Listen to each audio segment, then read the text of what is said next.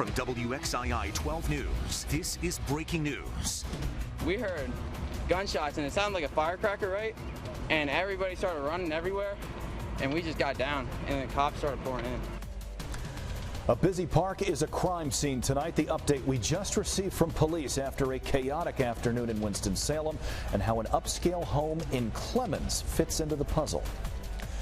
A suspect is in custody tonight, accused of shooting at a police building, then at officers who chased after him. It all happened this afternoon at Haynes Park in Winston-Salem. Police shot and wounded the man as families, athletes, and small children went scrambling for cover. We have team coverage this evening, and we'll start with Justin Schreier. He joins us live, where the chief gave an update and took questions not long ago. Justin, we also found out that the two of the suspects' relatives were found dead at separate crime scenes also tonight.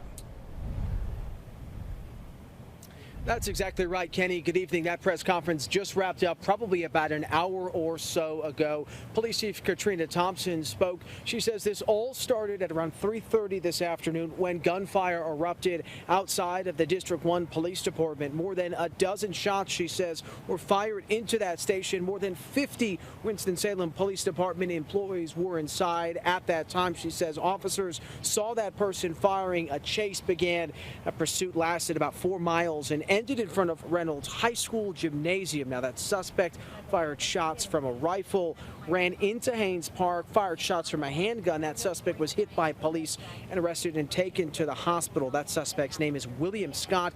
He's 26 years old. He was arrested for attempted murder of a law enforcement officer. Now, Winston-Salem Police and the Forsyth County Sheriff's Office also went to a home on Curramore Road in Clemens that is believed to be the home of his parents. The body of his mother was found inside the residence. That death is being investigated as a homicide. Also in Winston-Salem, police went to the home of his 84-year-old grandmother and found her body inside that home. That is also being investigated as a homicide. At this time, the suspect has only been arrested for attempted murder on a police officer, but police say evidence suggests the suspect is linked to those homicides. Once again, that suspect has been arrested, and he has been arrested for attempted murder on a police officer. That is the latest information that we know so far tonight. Live here at Winston-Salem, Police Justin Schreier, WXII 12 News.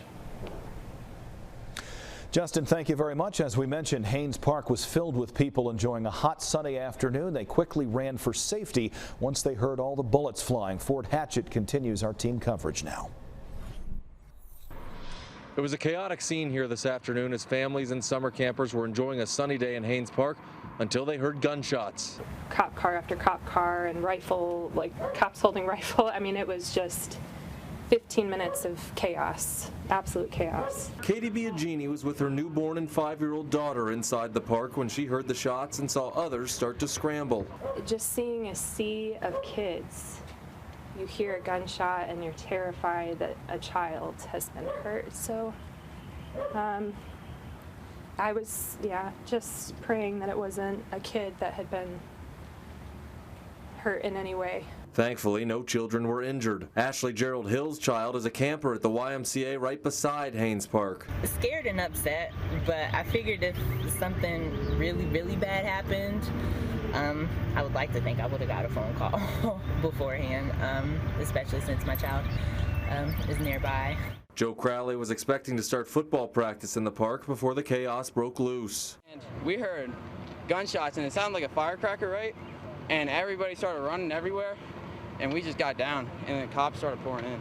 In total, Crowley says he heard close to 20 shots, and Biagini says this is something she never expected. You know, nobody wants to have a conversation with their 5-year-old about seeing guns and bad guys and why and what happened, and you know, those are just conversations you don't want to have at that age.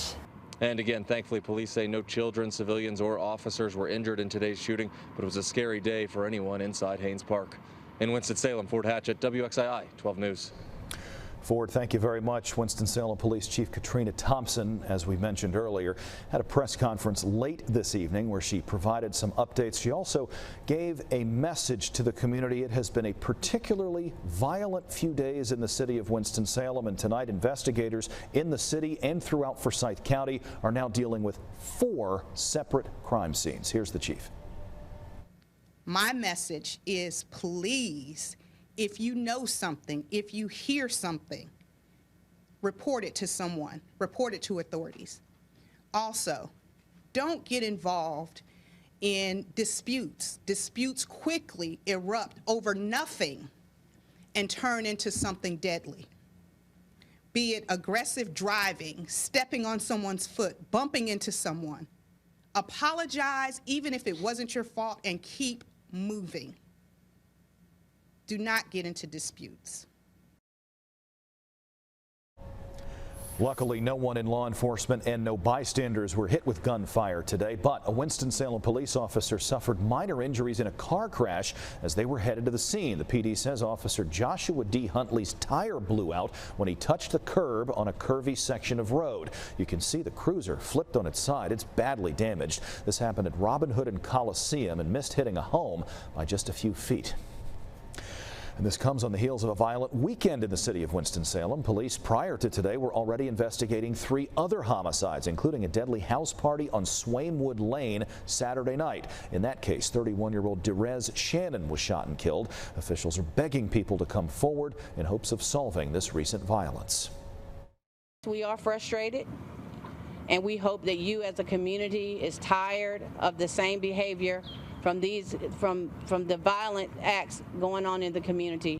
There was also a shooting Friday night on East Devonshire and Burgundy Streets. 1 person was killed there, 3 others hurt. No arrests have been made in this case. Police say it could have been connected to a shooting earlier Friday evening at the Skyline Village Apartments on Bruce Street. Tristan Gadberry was shot and killed there. 1 person, Justin Bankins, has been arrested related to that case. He made his first court appearance earlier today. And as this breaking story continues to develop, you can get updates on our website, WXII12.com, and on our free mobile app. Well, let's talk about our forecast now. Chief Meteorologist Lainey Pope is here. A hot, humid one, Lainey, is in the books as we start a new work week. We can only improve from here, we hope. And we've also got some things happening in the tropics, too, don't we? Yeah, it's been a busy weather day as well. The latest from the tropics, we now have Tropical Storm Bill. This one started last night as just an area of showers and thunderstorms, became a tropical depression this morning, and now is a tropical storm as it races to the northeast. And thankfully, away from the U.S., but nonetheless, it is our second named tropical system of the season. You can see the blow up of clouds too from some thunderstorms in our area. We're going to talk about that in a second. The latest track, though, with Tropical Storm Bill has it moving very quickly by tomorrow night near Nova Scotia, and then sort of becoming a remnant low after that, getting into that colder water. I mentioned the clouds in our area. Those are what's left of some thunderstorms that rolled through this afternoon. Very hit and miss, but where they hit, heavy rain, even a little bit of damage from some trees down from a severe thunderstorm in Stokes County. We also had a severe thunderstorm push through Yadkin County earlier. Things are a whole lot quieter out there right now, and tomorrow morning, well, we've got a better day for you. We're going to start off with temps in the 60s, got a lot of sunshine, and it's going to feel a lot nicer. Not just tomorrow, but maybe for a large part of the week. Your forecast is coming up. Lainey, thank you very much. New tonight, we're getting a look at some damage caused by today's storms in Iredell County. This is in the town of Harmony, North Carolina. The person who sent us these photos says the storm left damage all around their community, including right along Rabbit Highway and Highway 21. Well, we are just 38 days away from the opening ceremony for the 2020 Tokyo Olympics, and Winston-Salem native Kathleen Baker is hoping to punch her ticket to the Far East in the U.S. Olympic swim trials. They're happening right now in Omaha, Nebraska. That's where we find our Audrey Bisk for us live this evening. Audrey, how did things go tonight for KB? Hey, good evening, Kenny. It's exciting to be live out here 1,500 miles away from Winston-Salem to bring you this coverage of Kathleen Baker's events. As you can see, it's pretty clear out here. We are outside the Omaha Convention Center and Swim Arena. We were live in the morning show as well today to preview the day ahead for Kathleen and to let all of you at home know that we will be out here covering her events all week. So her first heat was this morning, the 100-meter backstroke, the prelims. She got 11th out of 64, which landed her in the semifinal event tonight. So it wrapped up over an hour ago. I was able to watch her swim in the semifinal events. Unfortunately, She is not making it to the finals in the 100-meter backstroke, but take a look at some video from inside the arena earlier tonight. The excitement, you can certainly feel it. Really gets you hyped up for the Olympic Games coming up next month in Tokyo. But once again, she did not make the finals in the 100-meter backstroke event by 34 hundredths of a second, you guys. That close. The race was tight, so it was certainly exciting to witness that. Like I said, just over an hour ago here in Omaha. And then before the semifinal event, I also had a chance to meet Kathleen's dad and coach earlier today. The overall feeling from Kathleen's supporters witnessing her compete is just shocked that she's even here competing in the Tokyo Games after she's dealing with a fractured foot. So making it to the semifinals is huge for her. Norris Baker, her dad, told me that Kathleen is certainly a resilient athlete, and indeed she is. She's been knocked down a lot, overcome a lot since winning silver and gold in the Rio Olympic Games back in 2016. And as parents, he said it's emotional to watch their daughter this week. There's one outcome here at the swim trials: go back home or go to the Tokyo Games next month. We're just amazed that after that horrible ankle sprain and breaking her foot that she's actually even here. And it's pretty bad after 5 years of training to be coming into this moment and not be at her best is pretty tough. And as parents, it's painful for us to know your child's in a lot of pain while she's competing, but she wants to give an effort, and she just believes that she owes it to her supporters, she owes it to her coach, her doctors, and all the medical team people who kind of got her here. So she's going to give it 100%. And Audrey, before you go, we know Kathleen has a busy week. What are the rest of her events that you were covering? She does still have a chance to qualify for Tokyo despite missing out tonight, correct? Right, exactly, Kenny. That's the good news in all of this. What a remarkable, determined athlete she is, swimming in the pool in these events with a fractured foot, let me tell you. But her coach and her dad are confident, and we know that Kathleen is resilient. So good news is tomorrow morning we will be back out here at the arena for her 200 individual medley event. So that's in the morning. Then if she qualifies for that, she could make it to the finals that night. And then later in the week, she also is swimming in the 200-meter backstroke. So we have two more events that we will eagerly be watching for Kathleen to try to qualify to make it to the Tokyo Games. So certainly exciting out here. We know that we all support her in her athletic journey. That's why we are out here live in Omaha this week bringing you coverage. For now, Kenny, I'll send it back to you in the studio. I'm Audrey Bisk, live in Omaha, WXII 12 News. Audrey, thank you. We appreciate it. WXII 12 is your Olympics headquarters. You can watch the opening ceremony from Tokyo, July 23rd. A massive fire at a chemical plant in Illinois. Look at these plumes of smoke. The impact it's having on people who live near this facility. Plus, if you've been to the grocery store lately, you probably already know meat is incredibly expensive right now. We'll look at why certain types of meat are getting so expensive when WXII 12 News at 11 returns.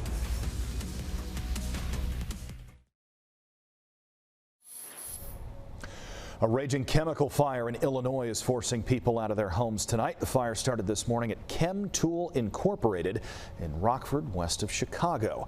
Officials evacuated everybody who lives up to a mile from the scene. The owner reports all employees are safe tonight. They still do not know what caused this in the first place.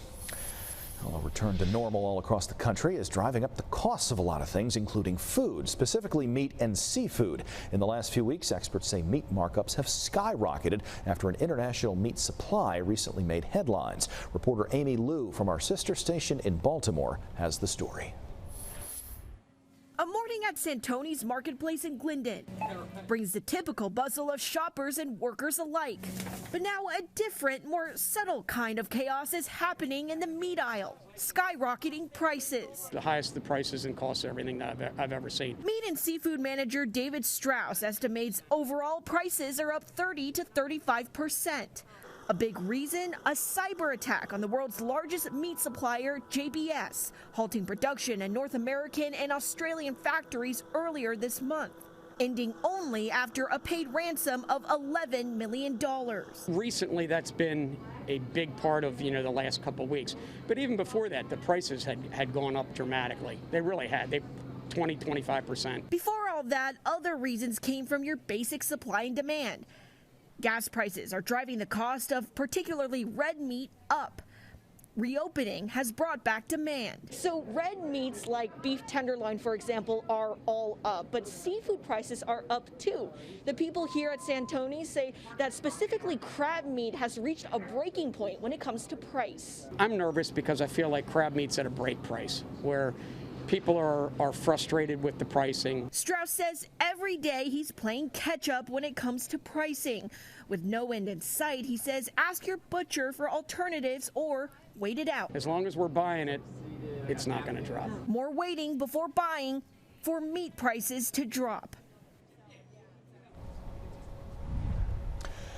All right, let's talk about our forecast now. Lainey Pope is here, and no shortage of weather headlines on a busy Monday in your world as well, Lainey. Yeah, there's a lot going on for sure. You know, we had the sunshine out there today, and then some of those clouds, well, they built up, and we had a few thunderstorms roll through, but you got a gorgeous sunset there out at Palouse Lake. Now, we have got some big changes in our forecast. It was hot out there today. It's going to get cooler as we go through the rest of this week. Less humid, drier skies as well. The heat does return, but not until the end of the week, and of course, we're keeping a close eye on the tropics, which are really busy right now. High temperature this afternoon up to 89 degrees, so a little bit above normal. Our temps right now are in the 60s and 70s across the area. Our radar is nice and clean. We had a few storms earlier, but now the storms are focused along I-95 in the Fayetteville area. We did have some wind damage reports in Stokes County, reports of some hail as well, and you can see that trail of severe weather kind of pushing south and west toward the upstate of South Carolina.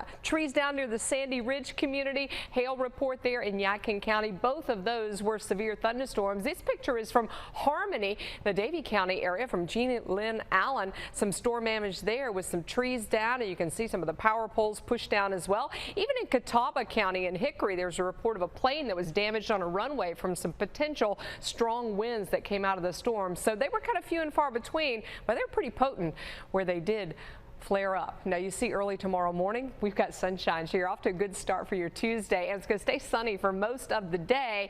We're looking at temperatures that are going to be a little bit below where we were today and pretty close to normal, so mid-80s in the forecast for tomorrow. Big difference though, because the air is going to be less humid, and we've got a breeze out of the north at about 10 miles an hour, so that breeze will make it feel really nice for June and perfect for baseball. You know, tomorrow night is when the Dash will host the Hoppers for a week, right? We've got 80 degrees and sunshine at the beginning of that game, and temperatures will be in the 70s. For the foothills tomorrow, less humid air as well. High temperature about 82. That north wind at 10 miles an hour too. Milder temperatures in the mountains with a high of 73. We're going to start in the 50s. We get another front that comes in here and really dries us out for the middle part of the week. Tropical Storm Bill is moving away. It will continue to move away from us. In the meantime, in the Bay of Campeche down near Mexico, National Hurricane Center is keeping a close eye on a cluster of showers and thunderstorms there that could potentially bring rain to the southeast by the weekend. And yes, we do have some wet weather on our Father's Day forecast. Federal regulators are now investigating Amazon electronics after some of the products reportedly burst into flames. The Consumer Product Safety Commission right now is looking into at least 8 products sold under the Amazon Basics brand. Electronics include battery chargers, surge protectors, a voice-activated microwave too that some consumers say caught fire. Other buyers reported products that either melted or exploded. Amazon says it evaluates every report of safety issues and takes the appropriate action. Millions of medical devices are also being recalled this evening because of potentially toxic defects. Philips is recalling many of its sleep apnea and CPAP machines. The company says the recall impacts several varieties of machines, including some DreamStation products. According to the company, foam in the machines can deteriorate and then project tiny particles and gases that can irritate airwaves, cause headaches, and possibly be toxic or carry cancer risks. Patients should reach out to their doctors for more information. Well, still ahead in sports, NC State baseball knocked off Arkansas, so now they're on to Omaha. Coming up, the Wolfpack's 9th inning hero takes us through his big moment that sent State to the College World Series.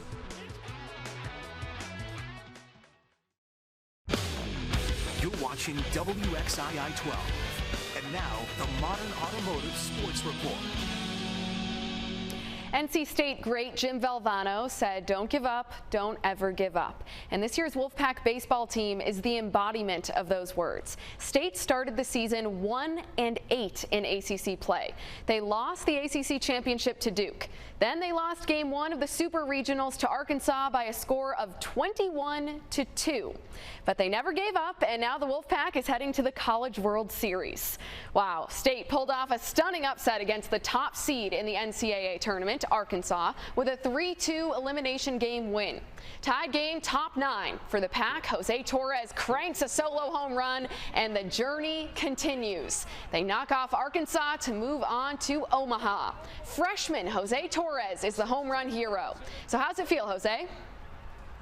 No, it's a feeling you'll never forget, until you die, honestly. So it was awesome to experience that. And then at the moment when I was running bases, I was just focused. We still got to add more runs because the offense is really great. And then we got to go play defense and get 3 outs. So I just had to soak it up in the moment and lock in.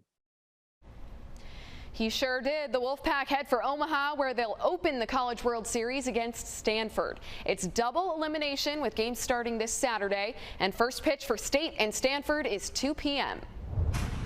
In minor league ball, the Battle of I-40 swings west as the Greensboro Grasshoppers visit the Winston-Salem Dash. It'll be the first time this summer the Dash will host the Hoppers.